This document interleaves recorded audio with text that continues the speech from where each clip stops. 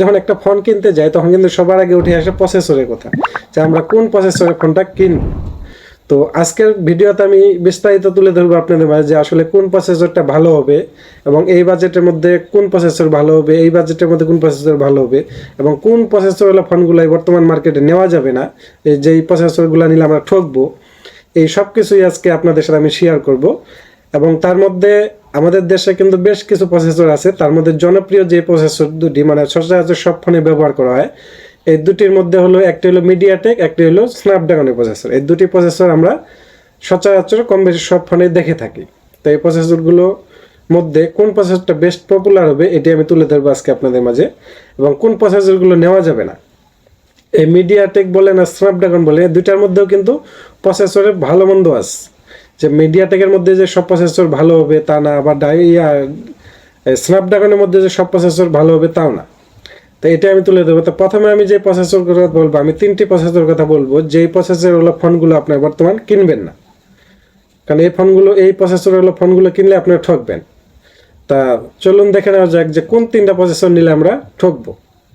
তো প্রথমে যে তিনটা কথা বলবো এটি হলো মিডিয়াটেক হেলিওই P60, এটা হলো আপনার হেলোই P60, এটা হলো মিডিয়াটেকের একটি প্রসেসর।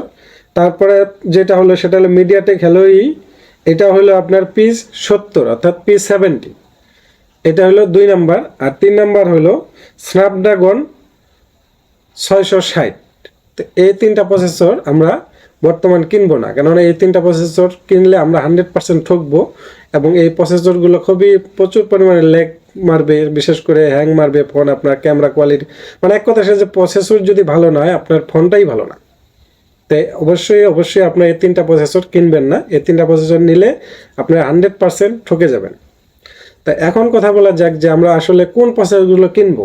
তা আমরা অনেকেই আছি যে কম বাজেটের মধ্যে, মনে করেন 10 হইতে 12,000 টাকার মধ্যে যারা ফোন নিতে যাচ্ছে, বা আগে বাটন ফোন চালাইছে এখন একটা অ্যান্ড্রয়েড ফোন নিব, এই 10 হইতে 12,000 টাকার মধ্যে নেব, যেটা দিয়ে আমরা মোটামুটি সব কল মানে হালকা পাতলা মিডিয়া দেখলাম বা হালকা পাতলা গেম খেললাম, এই যে কিছু বিষয়, এই বিষয়গুলো আমরা খেয়াল করে ফোনটা আমি কিনবো। তো আমি 10 থেকে 12,000 টাকার মধ্যে যে প্রসেসরগুলো আপনারা নিতে পারেন বর্তমানে, এইখানে আমরা তিনটা প্রসেসর আপনার মধ্যে তুলে ধরবো, যে আপনি এই তিনটা প্রসেসরের মধ্যে আপনারা নিতে পারেন। এই ফোনগুলো নিলে আপনারা ঠকবেন না। তো তার মধ্যে 1 নম্বরে যেটা, এটা হলো মিডিয়াটেক হেলিওই G25, এই প্রসেসরটা আপনারা নিতে পারেন। আরেকটি হলো G35, আরেকটি হলো P35, আরেকটি হলো A25। তো সবগুলাই কিন্তু মিডিয়াটেকের প্রসেসর, মিডিয়াটেক হেলিওই প্রসেসর, এগুলো সবগুলাই। তো এই তিনটা প্রসেসরের ফোন আপনারা নিতে পারেন এবং 10 হইতে 11,000 টাকা বা 12,000 টাকা এর মধ্যে এই প্রসেসরগুলো পেয়ে যাবেন। এবং এই ফোনগুলো দিয়ে, এই প্রসেসরের ফোনগুলো নিলে আপনারা লাইফ টাইম ব্যবহার করতে পারবেন। এই ফোনগুলো নিলে আপনারা ঠকবেন না। তো এটা গেল আপনার কম বাজেটের মধ্যে। যখন যদি আপনার বাজেট যদি আর মনে করেন বেশি হয়ে থাকে, যে 20,000 থেকে 25,000, 25 থেকে 30,000 বা 25 থেকে 30,000-এর মধ্যে যদি নিতে যান, তাহলে আমি আপনার মাঝে দুইটা ফোন সাজেস্ট করব বর্তমান 2024 সালে এসে। তার মধ্যে একটি হলো পোকো সিরিজের, আর একটি হলো রেডমি সিরিজের। একটি হলো Xiaomi Redmi Note 13 Pro, এটা হলো 4G একটি ফোন। আর আরেকটি হলো Xiaomi Poco X6, এই দুইটা ফোন আমি সাজেস্ট করব। তার মধ্যে আপনার Xiaomi Redmi Note 13 Pro যে প্রসেসরটি ব্যবহার করা হয়েছে, এটি হলো হেলিওই G99 Ultra এবং এটি হলো 4 ন্যানোমিটার একটি প্রসেসর এখানে ব্যবহার করা হয়েছে। তো আমরা জানি যে প্রসেসরের বিষয়টা হলো একটু অন্যরকম। প্রসেসর জিনিসটা হলো একদমই ছোট্ট একটা জিনিস, কিন্তু এটার জন্যই এই ফোনটা চলে। বিশেষ করে এই যে ন্যানোমিটারের হিসাবটা, এটা হয়তো আমরা অনেকেই বুঝি না যে আসলে ন্যানোমিটার কি। অনেকেই আমরা এখনো আছি যে ন্যানোমিটার যদি বেশি হয় আমরা মনে করি যে ফোন ভালো, কিন্তু ন্যানোমিটার যত কম হবে আপনার প্রসেসর তত ভালো হবে, তত ফাস্ট হবে। যেমন এটা হলো 4 ন্যানোমিটার, এখানে 6 ন্যানোমিটার আসতে পারে, 7 ন্যানোমিটার আসতে পারে, 8 ন্যানোমিটার আসতে পারে। ন্যানোমিটার যত বাড়বে আপনার দূরত্ব তত বাড়বে, আর ন্যানোমিটার যত কম হবে প্রসেসর ফাস্ট তত হবে। তাই আমাদের দেশে বর্তমান সর্বনিম্ন এটাই 4 ন্যানোমিটার, এর নিচে এখন আসেনি, হয়তো ভবিষ্যৎ আসতে পারে। তো 4 ন্যানোমিটার এই মিডিয়াটেক হেলিওই G99 Ultra, এই 4 ন্যানোমিটার এই ফোনটি আপনার নিতে পারেন। এটি হলো Redmi Note 13 Pro। এই ফোনটিও খুবই ভালো মানের একটা ফোন। এই ফোনটিতে আপনার সকল প্রকারের গেম, তারপর সব একদম ভারী লেভেলের হাই লেভেলের গেম টেমও আপনি অনায়াসে খেলতে পারবেন, কোনো রকমের সমস্যা হবে না, কোনো রকমের ল্যাগ ইস্যু আসবে না।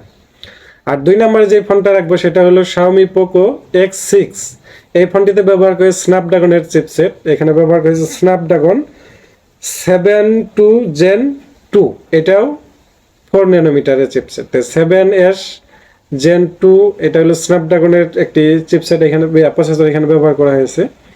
এটাও 4 ন্যানোমিটার। তো এই দুইটা ফোনেরই প্রাইস হলো 30,000 টাকার আশেপাশে।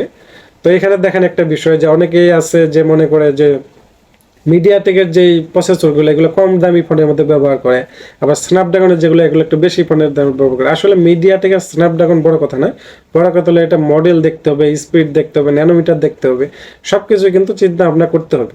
তখন এখানে দুইটা ফোন আমি দেখাইলাম, দুইটার মধ্যে একটার মধ্যে স্ন্যাপড্রাগন ব্যবহার করা হয়েছে, একটার মধ্যে মিডিয়াটেক ব্যবহার করা হয়েছে। তো কিন্তু দুইটা কিন্তু সেম প্রাইজে আসছে, এটা কিন্তু পারফরমেন্স আপনারা সেম পাবেন।